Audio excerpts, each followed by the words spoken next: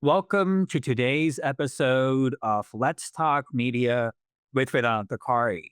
For today's episode, we are talking about the memoir Cultivating Freedom, which is about CF Micky's life. That is her pen name, and it is about her journey from childhood through adulthood, primarily focusing on surviving 33 years of narcissistic abuse and the 6 year journey of getting out of that marriage. This is a sensitive topic, so listener discretion is advised. But I'm here to talk to CF Micky about her book, the journey, and what the writing process has been like, and what anybody in a similar situation or they know somebody in this type of situation can take away from this, and hopefully, take action based on that. So, with that, CF, thank you so much for coming on the podcast. Oh, I'm happy to be here. It's nice to be able to spread awareness of narcissistic personality disorder and the detrimental damage that it can do to oneself and the family. Mm-hmm. And so I just want to start off with your pen name. So you wrote this memoir under the name CF Micky, Micky. So what led to your decision to write this under a pen name, and how did that affect your ability to write this, authentically and in a more raw manner? Well, I believe that writing under a pen name gave me the autonomy of being totally open and just throwing it all out on the table and sifting through what happened, why it happened, and it gave me that platform. And it also gave me a platform to protect my family. Hmm. Right, absolutely. So this struggle that you dealt with this marriage spanned 33 years. And so this is you are the guest. So and I you are the guest, and I understand that this is something that you dealt with firsthand. So in terms of like chronologizing this, feel free to, divulge whatever you feel comfortable sharing. So with that, yeah, just take us through the book and anything you want to talk about. Okay, so how this actually all started was journaling, writing. I'm going to the counselor. I'm trying to put the pieces of my marriage together. I want my marriage to work, and ultimately, I couldn't make it work. It didn't matter what I did or how hard I tried. And I started journaling, and then from the journaling, I joined a writing group. And in that writing group, I had a lot of support from other writers, stating that, do you know how many people are going through exactly what you're going through, and all the fears and everything. And that's how my book came about. It was started out as a healing journey, and when I wrote it, I didn't want to write a memoir that was negative. Like, I wanted it more as an educational to learn. These are the red flags. These are what I missed. These are examples of what happened in my life. And then at the end of the book, I've got a bunch of cheat sheets where signs of narcissistic abuse. And how do you know you're with a narcissist? A checklist for leaving, questions for hiring a lawyer, hiring a therapist, because this is a journey that you are in, and it's not a quick journey. It's years in the process. And I know there was a lot happening in the house, and the abuse started escalating to physical abuse. And we ended up in at the marriage counselor. And the second session in at the marriage counselor, she pulled me aside in another room and she said, "You seem to understand your husband's mental condition." And I said, "I do." And she said, "You better figure it out for yourself because it's going to get worse." And after that, I went down and I bought a journal and I started documenting in every night, dates, times.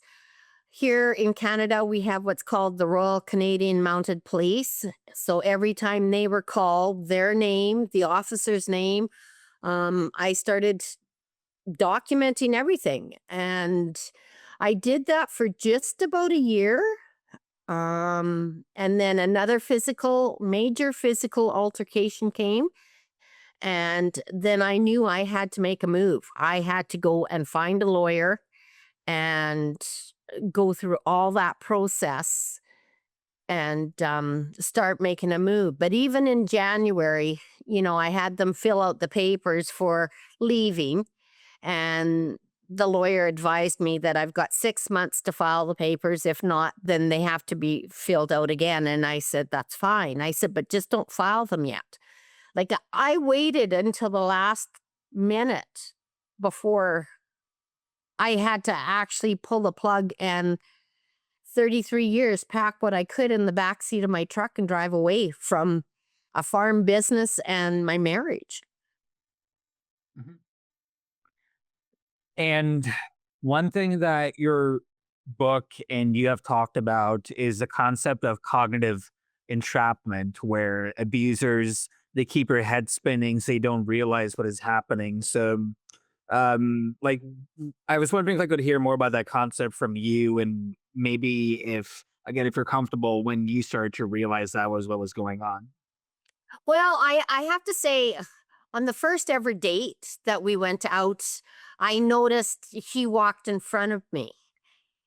And I'm trying to keep up to his long strides. He walked in front of me into the restaurant and everything, and that really bothered me. And I confronted him about it, but it didn't seem to bother him.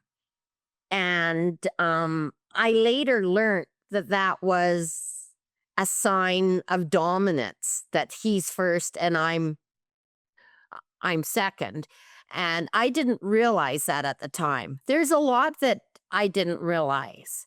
And you don't really realize the whole abuse until you're actually out of it for several months and you're starting to put the pieces together. That's why I had to go back. I had to go back into my childhood to figure out why I allowed what I did, because I am a strong person. The coercive control is one term that was very dominant in our everyday life. If you're doing something that he doesn't agree with, and so, for example, if I'm eating something and he doesn't think I should eat it because I'm getting too heavy, he'll give me the look or, "Do you think you should?" And slowly over time, that rips away your self confidence. Another time is, "Why did you park the water truck there? It's going to rain." And so then you're always defending yourself why you parked it where you did. And then you're going out and you're moving the truck. And then you're moving the truck again, because you're always trying to please him and you can never please him. And so you're always on pins and needles trying to please him. And it's a controlling, and when that is all happening, it's knocking down your self-worth, your ability and confidence in being able to make decisions. You start relying on them for deciding everything.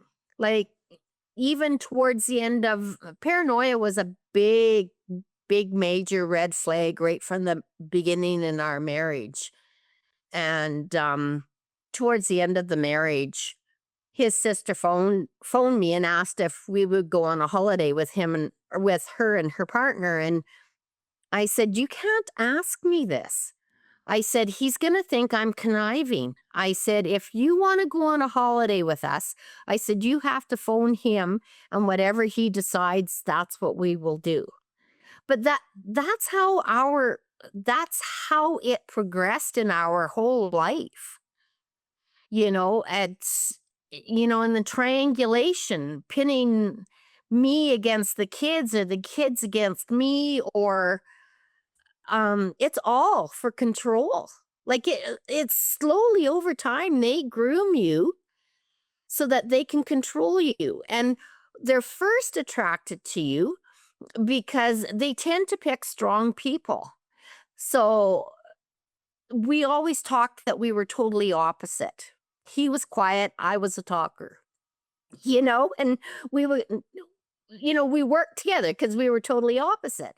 But then slowly over time, they erode that away from you. And then they start putting you down because you are that person. And I can remember going to the marriage counselor, oh, probably about 11 years into our marriage. And the one question she asked him was, what attracted you to her? And he's telling her. And then at the end of all of that, she looked at him and said, why do you want to change her? And that stuck with me, because, towards the end of our marriage, he would say, Katie, I can't talk to people like you can. And I would say, that's okay. Can we not compliment each other? We don't all have to be the same.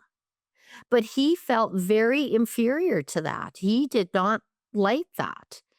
For example, I'll be in the grocery store. And I mean, we live 30 miles away from town, so very isolated. So when you go to town, I like to visit. I'm in the grocery store talking to one of the guys stocking the shelves, and Brett comes along and he's not happy that I'm taking so long and I'm talking. So then I'm whisked through the checkout and he's pushing the grocery cart. I've got carrying bags of groceries in my hands and it's raining outside. We leave the grocery store. He pushes a cart out to the truck, leaves it at the truck, walks around and gets in the truck and sits down. And it's my job to load up the groceries in the rain in the truck. And one of the young men from the grocery store saw this and he came over and he said, ma'am, you shouldn't have to load the groceries by yourself in the rain. And I said, oh, no, that's fine, trying to make light of it. And he said, no, I'm helping you. And the two of us loaded the groceries while my husband sat in the front of the truck. Just dominance. And there was some jobs that he was above and just didn't do. If the water jug was empty on the cooler, he would leave it there. It's my job to replace it. If we need softener in the salt in the softener, he would leave the lid off the softener, and then that was my cue to put more salt in. But yet I was expected to run a combine, to fuel up the equipment, the grain trucks, to pack the meals for the day, unload the trucks, move the augers, drive the tractors. But when it come to stuff in the house, he would not do anything. I'm the one installing the dishwasher, the toilets, putting light fixtures in the house. My role was getting heavier on the farm and his was getting lighter.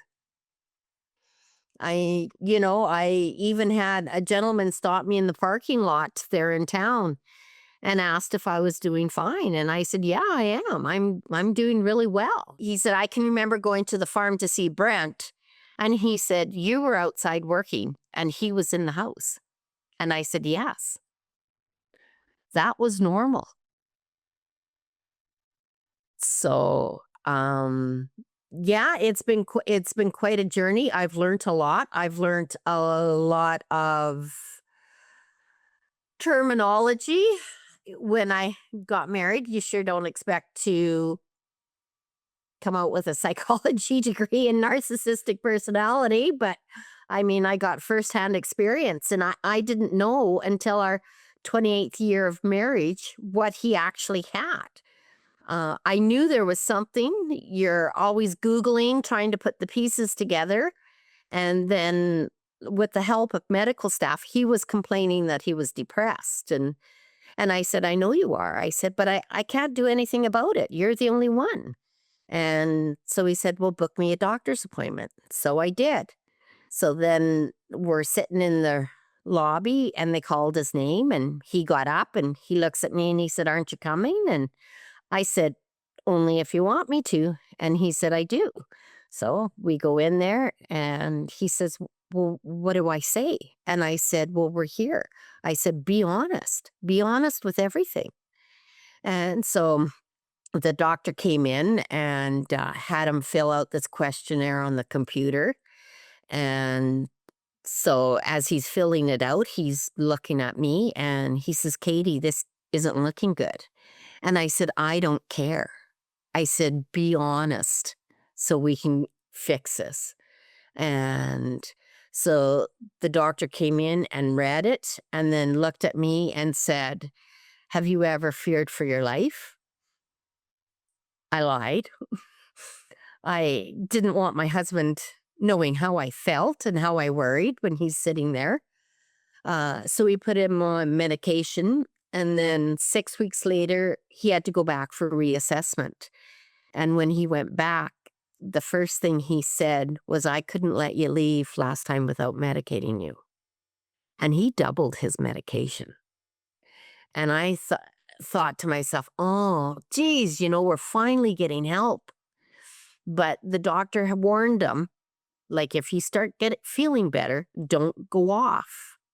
And yeah, and this medication helps the depression part. It doesn't help the personality disorder. So in order to get treatment for the personality disorder, you've got to acknowledge that there's something wrong. So they will never acknowledge that anything's wrong. It's always everybody else's fault but theirs. And so when he went off the medication, the doctor still had me coming back once a month to see him. And he'd say, well, what's he doing? What's he doing? And I'm telling him everything. And then finally the doctor said, I suspect that he's narcissistic personality disorder, but until he gets assessment, I can't determine that for sure. And so we talked about bipolar, we talked about everything, but I believe the doctor is right on the money for what he said he has. And like I was going to the counselors once a month at that point, trying to put our life together. And I would always invite him and he'd say, well, why would I go? There's nothing wrong with me. And yet I'm on medication for headaches. Our son broke out in shingles and he's sitting there laughing because life is grand for him. Just no empathy, no sightfulness or self-awareness or, you know, the grandiose entitlement, like so often he called himself the workhorse. And the one day I just looked at him and I said, this farm was built on everybody's back. We all run equipment. We all have a job. Right. I said, you never did it yourself. And he just looked at me like he did not like that comment. But trying to bring him down into reality was not going to happen. It wasn't going to happen.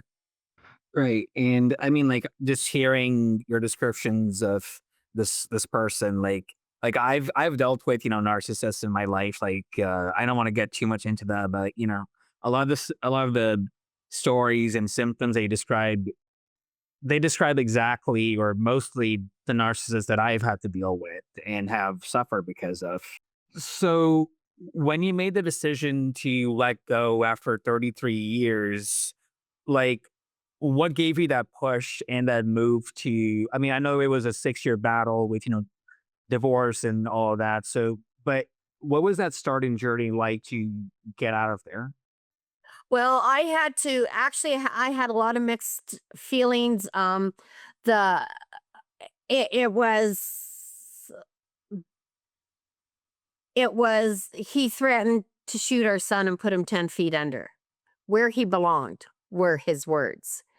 And I confronted him about that, and he started laughing and belittling his behavior. Oh, Katie, you don't think I'd do that. And I said, the words came out of your mouth. I said, so what is going through your head? And then he started to cry, and then he wanted the marriage counselor. So that's what we did. And 2 sessions in there, and she pulled me into another room. And that's when I got the journal, because at that point I was done. Like, this is just, each year you could see him dive deeper and deeper into this personality disorder. And each year it was getting worse and worse. And so then I was journaling all year, keeping track of everything. And by this time, I'd already been in my own bedroom for 2 years. And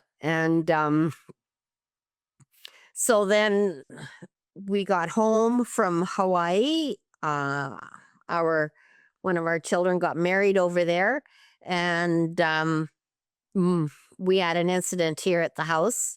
We had my brother's dog, an older beagle, very anxiety. And he was mad that the dog was in the house overnight. But yet his friends can have their dogs in here all weekend, bigger dogs and longer hair. So anyways, I'm sitting in the garage holding on to my dog, and the door opens up and he reaches down, and it's a one hand on my throat and a few words said. And then he locked my 75-year-old mother outside in the winter because of the dog. So she put the dog in the car and then came in and got dressed. And when I came in the house, he grabbed my throat again and had his other hand drawn back in a fist, threatening to make my face bloody one day. So that was my cue to leave. That was at the end of November. And then we had, with Christmas coming up and another celebration in January at the beginning, I didn't want to upset the family. So I waited for those to be done. And then I was in at the lawyers. But getting prepared, I mentally knew where I was at. I took and traded my truck off, and I got a new truck because I knew it was going to be a process. And I already had a counselor. I had been seeing a counselor once a month, for about a year before this, trying to figure out what's going on in our lives. And so it was shopping for a lawyer and figuring that whole scene out. And that can play a lot on you because you don't want anybody knowing what you're doing. And you don't want anybody seeing you walk into a lawyer's office.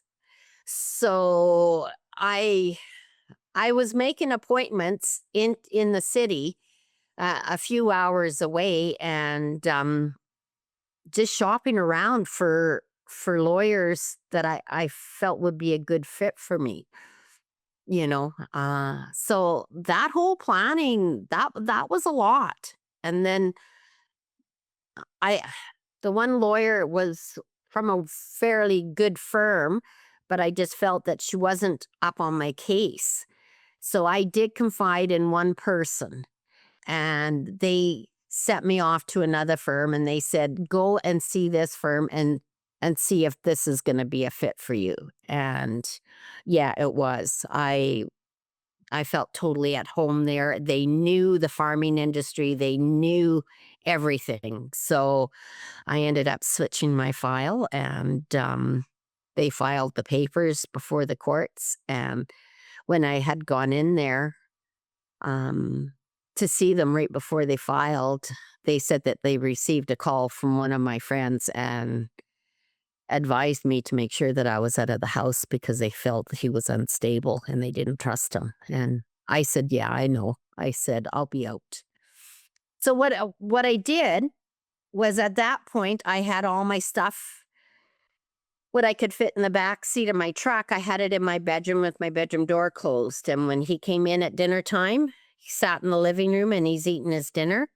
I put what I could in the back seat of my truck, and I walked in to the living room and I said, "You want me gone?" I said, "I'm gone." I said, "But I'm not going to be responsible for your actions on the farm." And I turned and walked out and I drove away. So when I left, I didn't know how it was going to turn out. I was 56 when I first left. I'm on the cusp of retirement.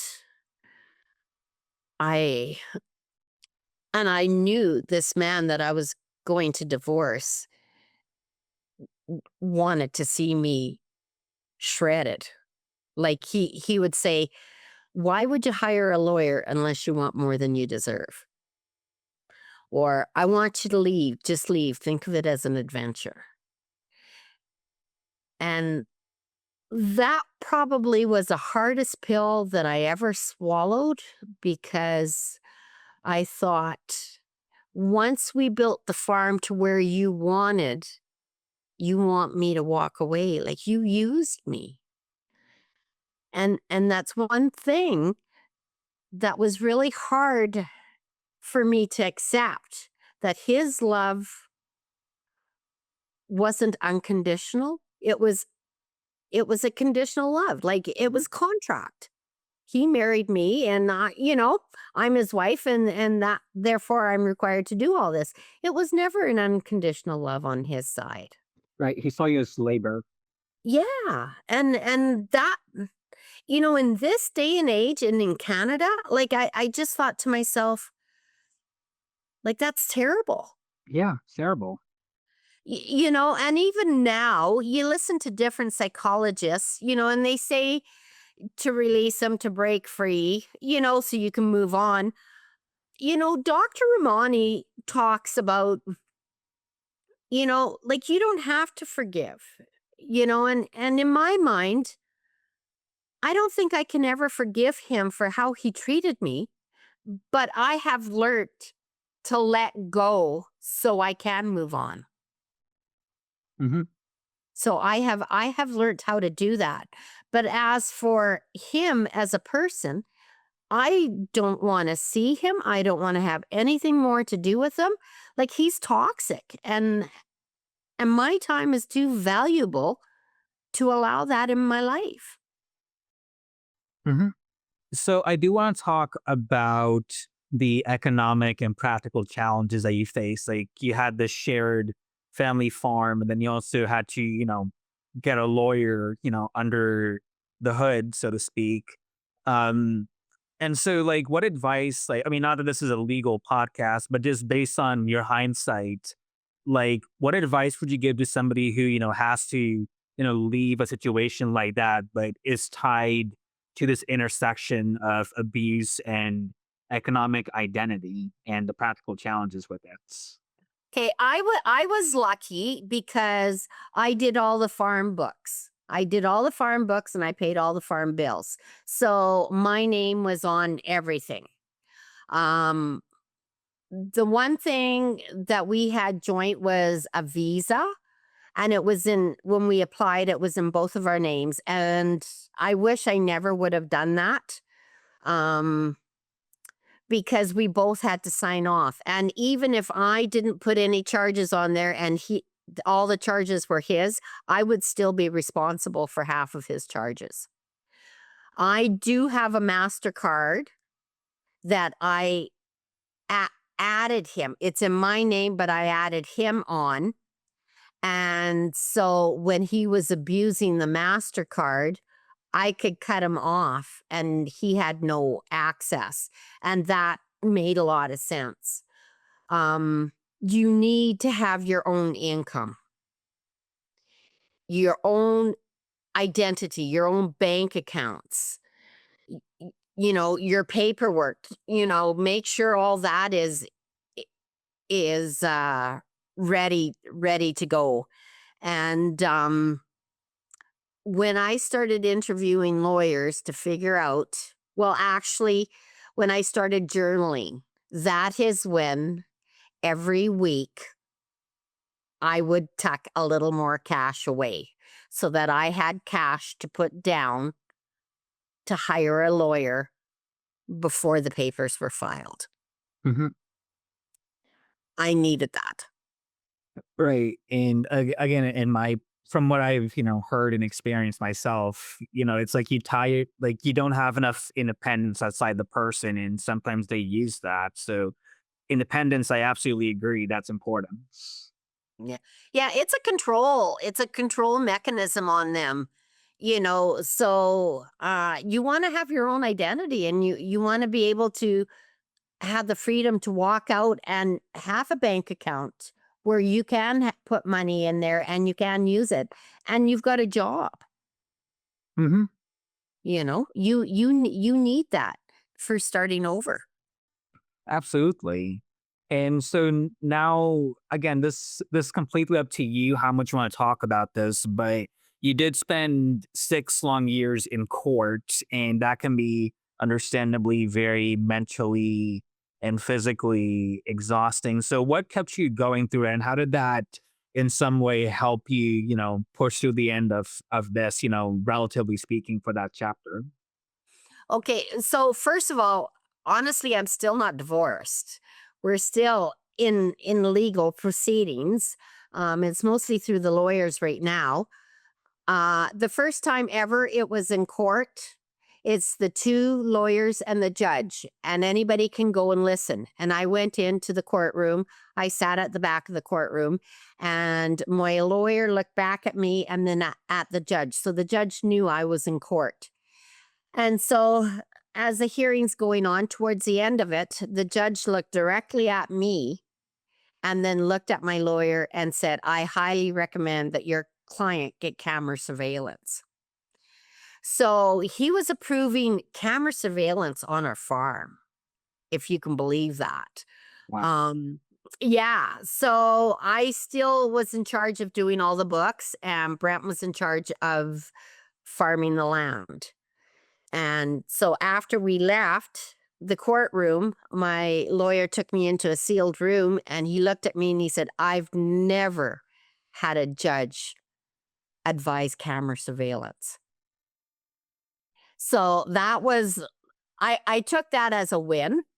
Um, and there's many processes you have to go through pre-trial and discovery. Like pre-trial is very laid back. You're in a room, the lawyers and you and him, and so a mediator that's running it, and where offers are back and forth on the table and parties are leaving to discuss.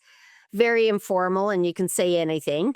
And that's a must to do that. And then you have discovery, where his lawyer got to ask me questions and I had to answer. And if I didn't know the answer, it was my job to find the answer and give it to him, and vice versa. That all has to be done before you go to court. And in our instance, we didn't actually hit court. We had what was called a binding trial because of all the tax consequences with the business. So we are just in a boardroom with a judge. And if we can't come to an agreement, then the judge takes it and he goes through it all and then makes his decision. I was fine with that. Um, because whatever the judge does has to be fair. So I can't complain over his decision. I'm very happy. I'm here on the farm. You know, I guess my drive was my retirement was going to be living on the farm, having my grandchildren come out and teaching them how to make jams and jellies and garden. And now we've got chickens and turkeys here, that the grandkids are involved with. And that was always going to be my retirement. And I at one point I was worried that it wouldn't happen. But I guess I was kind of fortunate too. One thing that my husband had struggled with was his eyesight, and he had hereditary disease. So over time, uh, the governing body took away his driver's license. So being that we're 30 miles from town, he ended up moving off the farm, but he didn't tell me or anything. And I'm out working at the farm during the day, and I noticed that the the risers are out in the shop and there's oil spilt on the shop floor, and I can't figure out what's going on because I've been there working all day and I never had any of that out.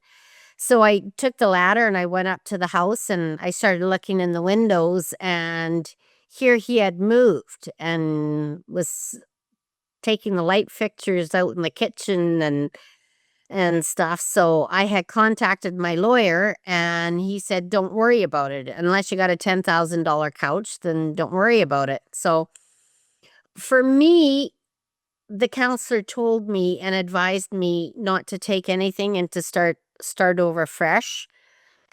So basically he was doing me a favor without even realizing it. So that was April 26th when he moved. He took the security camera down, and so that I wouldn't know what he was up to. And he moved, and then the letter started going off to the lawyers for 2 months, and there was never ever a response. And then finally at the end of June, my lawyer phoned me up and said, pack your bags, you're moving to the farm tomorrow. And so I did. I was very fortunate and grateful. I got the opportunity to come back on the farm. It was a hard move in the first place to move off of the farm. I had moved into town, and it's a small town, but I never wanted to live in town. I never wanted to have I I didn't want that kind of life. So, and yet I was forced to for my safety. And even I started going to my grandkids' ball games in there, and one of the couples that their their grandchildren are playing ball too. Um, he looked over at me as I'm walking to my truck, and he said, I just want to welcome you to town. He said, it's nice to have you in town. And I thanked him, and I got in my truck and I just cried because this isn't what I wanted. I had invested so many years fighting and trying to improve our life with doing nothing but damaging me in the end. I had a lot of issues that I had to work through, and I still am working through, building up your confidence. A person tends to want to stay on the farm more and kind of hibernate because this is your safe spot. But, the doctor tells me it's important to get out into the public and converse. And so thankfully I've got the grandchildren because I'm at all their activities, and that's forcing me out, that's getting me out. And now I am traveling more, so that's a good thing. It's been baby steps, but it's coming. And before I got married, God, I'd be everywhere doing everything. So and then it kind of got stripped away, and I didn't realize how mentally low I was until one of the kids were here, and I said, just wait a minute, I got to grab something from the bedroom. And so I went into my bedroom, and they followed me in there, and they said, if you don't get out, you're going to be in a nursing home before you know it. And my response was, I can't leave until I've exhausted all avenues to help your dad. And I put him first. So that was right from what the doctor told me that he figured he had. And then another 5 years on the farm. And then even after I left and going through the lawyers and everything, for the first 2 years, all my decisions were for him. Like I'd say, no, I'm not going to fight over the equipment. Let him pick what he wants for the equipment. We'll look at the leftovers. And then finally it got to a point where it's just like, smarten up. Like, you need to look after yourself. You've got a son that wants to farm, and I want to live on the farm. I want to be able to pass the farm on to my kids and have the grandchildren enjoy it out here. And probably it's my family that I really kind of dug down, and I learned how to fight, you know? Mhm. But in all of that, when you think about it, he 33 years of living with me, he didn't know me. I was there to serve him and what he wanted. It all revolved around him. So that was an advantage after I left, because I knew how he thought. I knew what he would do. I just had to sit back and have patience and wait, because he would do it, and he did it. So your whole mindset, you got to be able to train your brain to control your emotions. So instead of saying, why me, or he did this to me again, it's just like, no, he did it. Think of it as a gift. This is another, chalk it up for more evidence, you know? And you got to change your whole mindset about not being poor me. It's no, he's given me a gift. Let's move forward with that.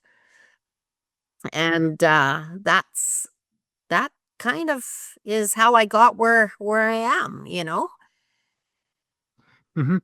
And one thing that I found while researching on you is that your philosophy is, and I quote, you have to train your brain so it outweighs your fears. So, again, not that this is a self help podcast, but from your experience and what you've written about, how can people do that just based on what's worked for you and what hasn't worked for you? Well, and that's one thing that the counselor will teach you. The counselor will teach you a lot of little tactics like this. And it's just like she'll say, take it, acknowledge it, put it on a shelf, move on to something else.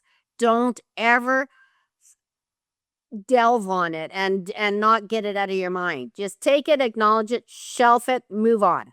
And once you get in a habit of doing that, um, like the court papers come or anything, you don't get worked up, you don't get excited. It's just, oh yeah, okay, another paper. You know? Okay, I know I know what this is about. And you don't harp on it. You don't, because when you start stewing about it, it brings you down. So that's one of my major lessons I learned. And then another thing she taught me was, I was worried about looking weak in front of the judge. I didn't want to break down crying. So she's teaching me different methods so that wouldn't happen. And I never once was weak in front of the judge. I was strong and I held my own, and I was very proud of how I was. And another thing was, she asked me if I was having stomach problems. And I kept saying, no, I don't have any stomach problems. And I said, why do you keep asking me if I am? And she said, when your body is under a lot of stress, it withholds the electrolytes. So you only have acid going in your stomach. And she said that creates ulcers. And I said, my daughter got me on these electrolyte drinks. And she said, well, that's probably saving your stomach. So there's a lot of things that you learn along the way that help you in this whole journey. And more tactics is, you got to understand that you're not in it alone. You have a team. You have your lawyer, and you tell your lawyer everything, good or bad. They have to know everything. The therapist, you go and see the therapist once a month. And mine says you cannot heal from narcissistic abuse until you're out of the marriage. It's, you come in once a month, unload the bricks out of your backpack, then you go out for another round. And that's what's been going on for 7 years. then you have your friends or your close family members that you can trust. 2 or 3 that you can tell anything to, and they've got your back. And when you're going through this process, you're constantly repeating it, rehashing it, overthinking in your mind because you're trying to make sense of it all. Because this is such a bizarre relationship that you're trying to get out of. It just leaves you questioning, like, how the hell did I ever get in this mess? Mm-hmm. You know? And I do want to get back to the shelve process that you described. So, I mean, again, this is not a podcast about me. You're the guest, but I've dealt with narcissistic people who have hurt me and all that, and I've tried to move on. But how do you? I mean, I don't want to forgive them personally. So, how do you shelve it while still not choosing to forgive them? Well, I guess it's probably a way of releasing it, hey? Um,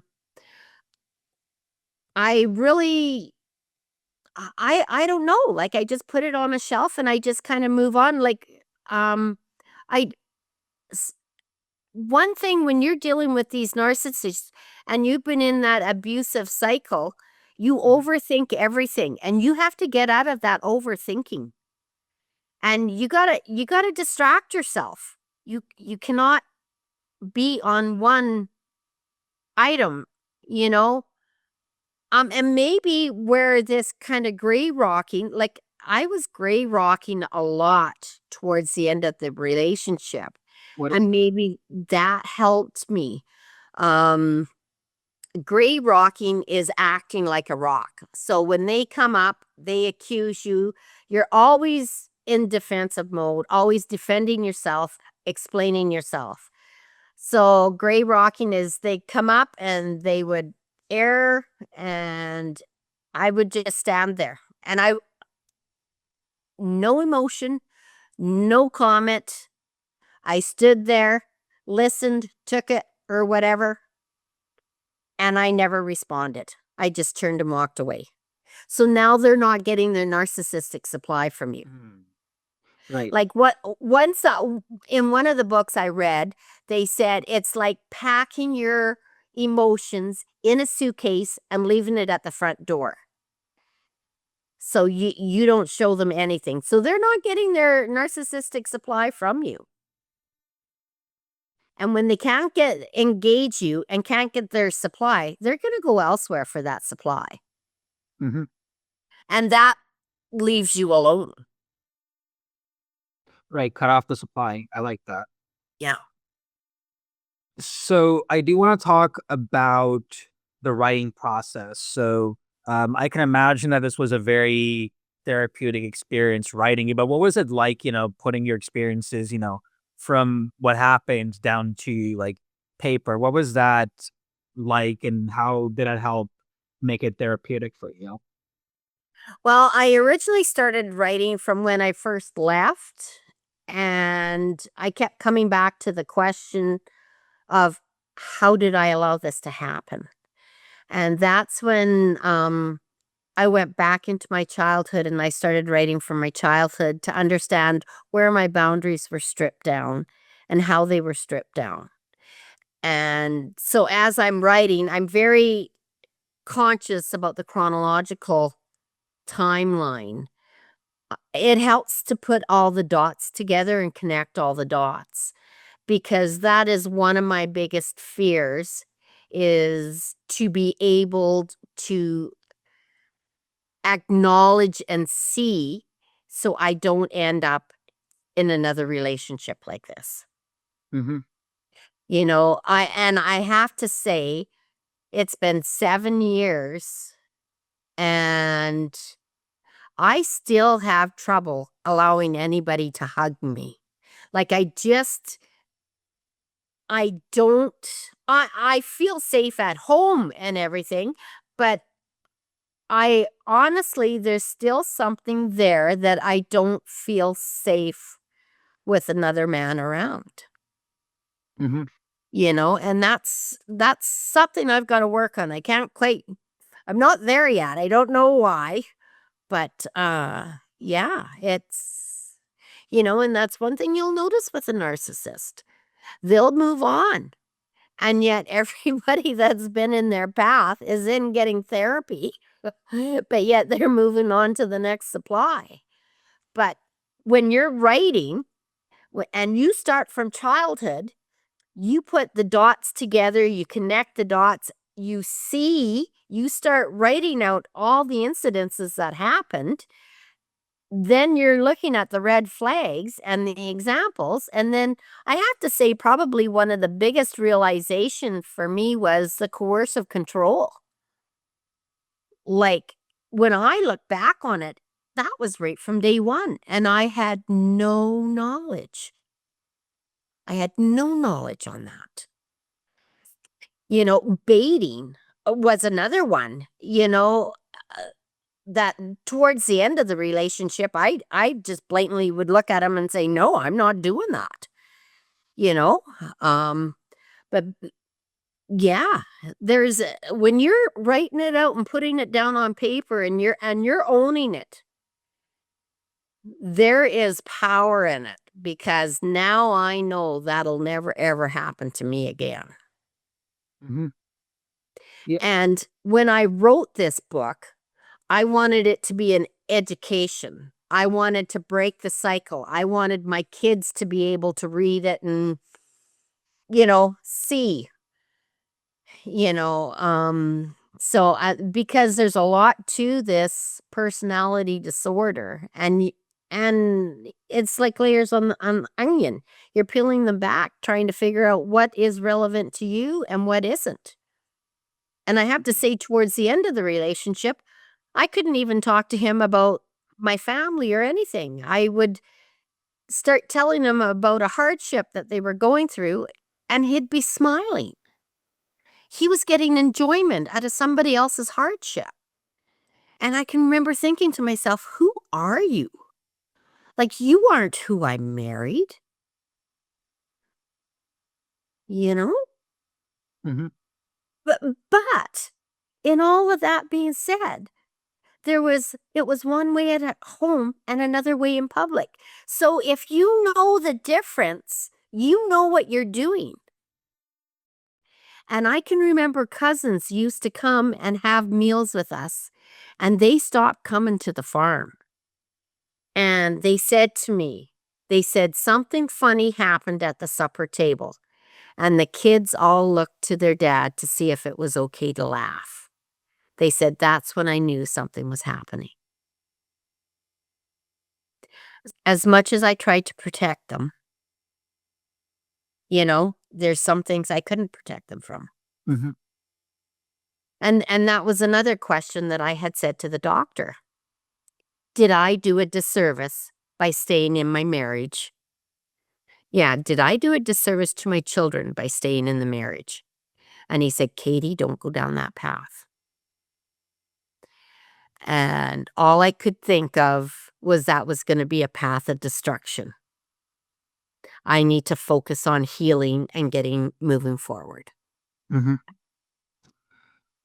Yeah, and again, something that like based on what I've heard, that people who have been with narcissists ask is, why didn't I leave sooner? So how have you been able, if it's okay to ask, how have you like unwrapped that question if that's come your way? Because you were in this relationship for 33 years, so how have you dealt with that if it ever came up?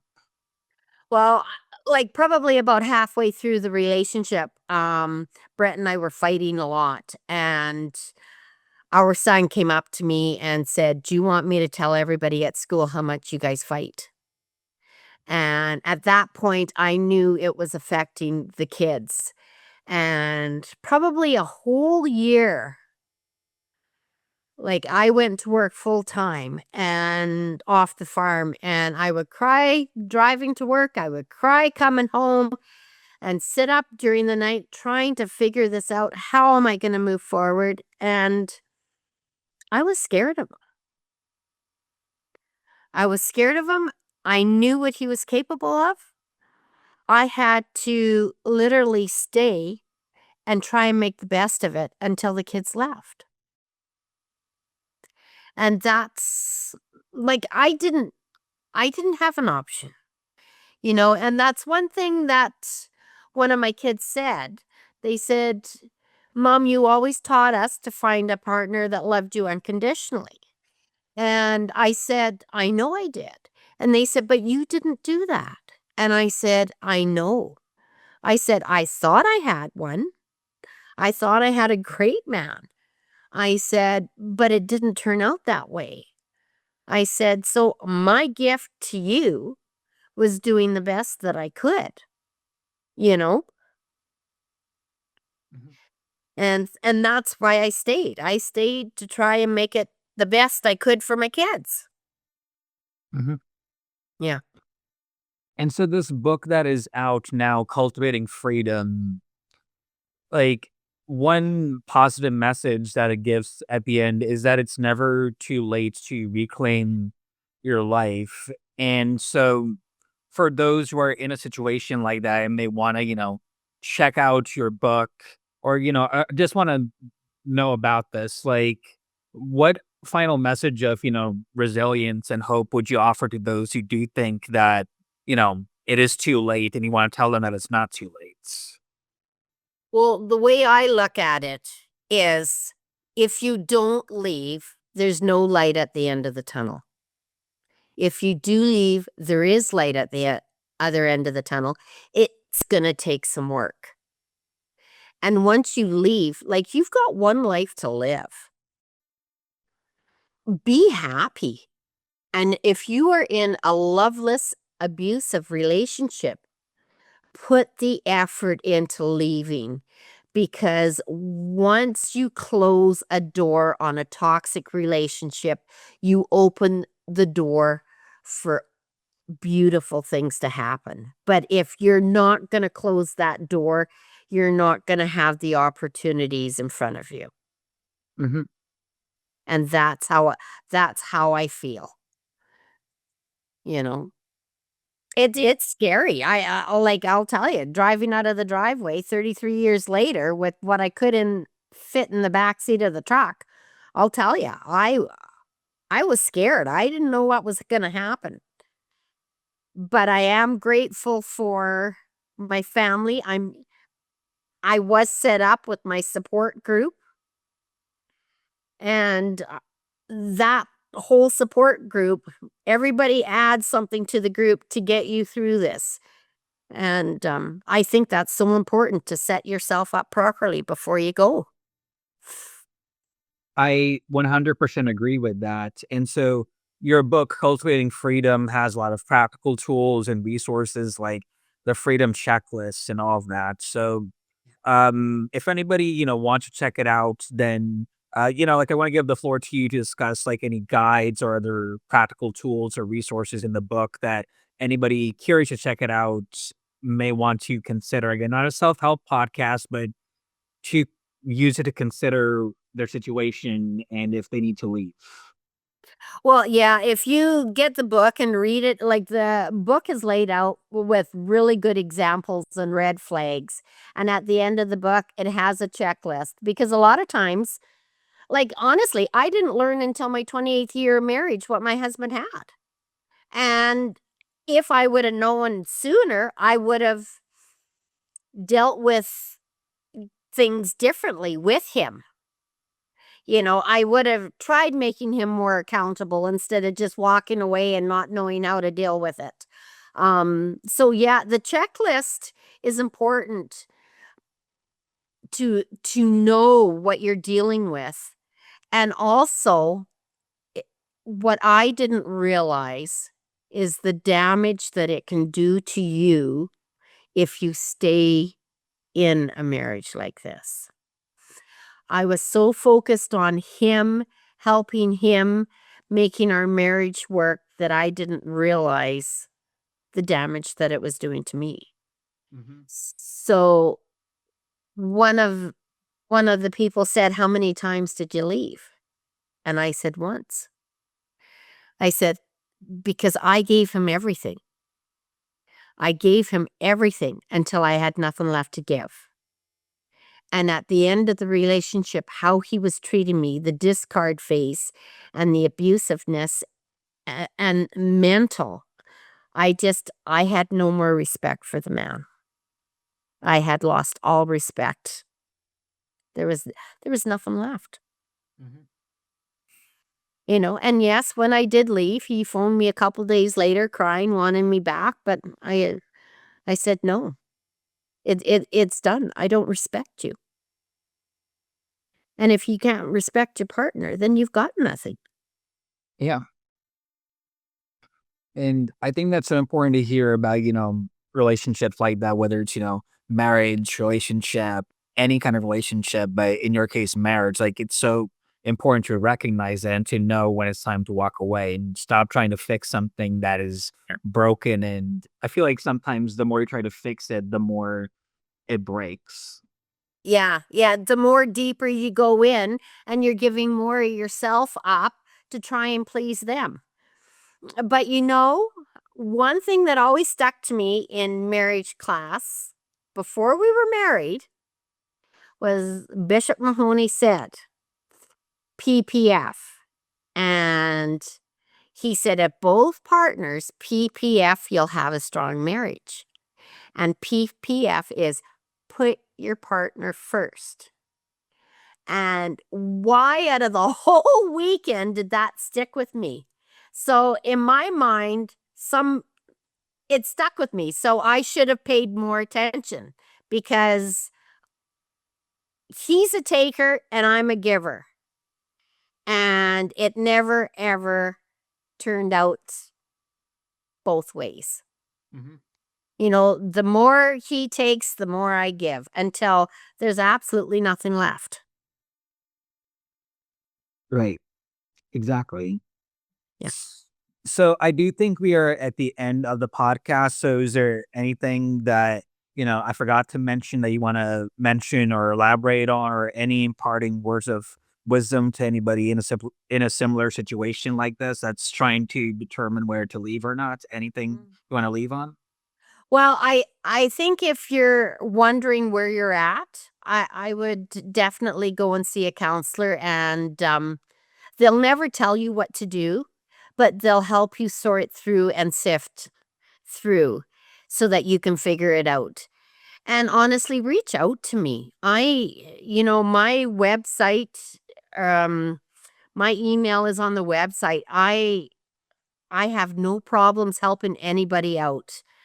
I know what it's like, and I've been through it, and this is my son is now managing the farm, and this is what I want to do.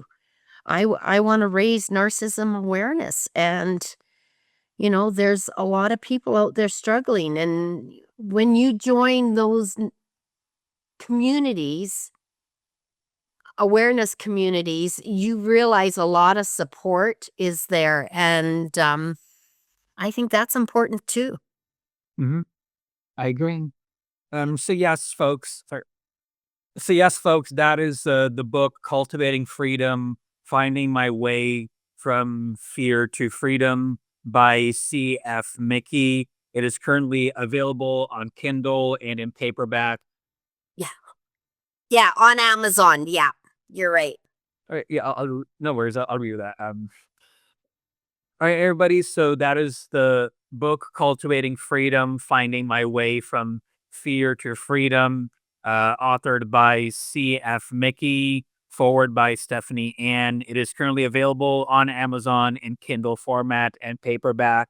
If you are wondering, whether, if anything from this resonated and you want to find out, discover more about your relationship, either past or present, that you have dealt with like this, then that is one source of really rich information that you can check out. So thank you so much. So thank you so much, CF. It was so amazing to have you on the podcast and to learn about your journey and what a lot of people who deal with these kind of situations can take away from it, and hopefully, liberate themselves to a path of healing and freedom. So thank you so much for coming on. Thank you. Thank you. You can also reach out to me through my website, cultivatingfreedom.ca. And if you subscribe, then you will get notifications on all the latest podcasts and information available. Awesome. Thank you so much, CF. Thank you. Bye-bye.